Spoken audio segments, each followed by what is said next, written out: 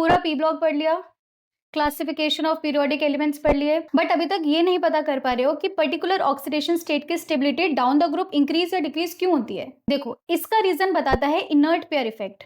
Welcome to the episode number 11 of clearer concept under 1 minute series. तो आज का हमारा टॉपिक है इनर्ट पेयर इफेक्ट। इसको हम समझते हैं by taking an example of group 15। तो ग्रुप 15 के एलिमेंट शो करते हैं ऑक्सीडेशन स्टेट्स फ्रॉम -3 से +5, बट डाउन द ग्रुप जैसे जैसे हम नाइट्रोजन से बिस्मथ की तरफ आते हैं तो +5 के ऑक्सीडेशन स्टेट की स्टेबिलिटी डिक्रीज हो जाती है और +3 की ऑक्सीडेशन स्टेट की स्टेबिलिटी इंक्रीज हो जाती है। ऐसा क्यों? तो ऐसा हो रहा है because of inert pair effect. अब देखो, if you look into the electronic configuration of these elements, तो आप क्या देखोगे, नाइट्रोजन फॉस्फोरस तो ठीक है, बट जैसे ही हम आर्सेनिक की बात करते हैं तो वहां पर डी सब शेल में भी इलेक्ट्रॉन्स एंटर करना स्टार्ट कर देते हैं।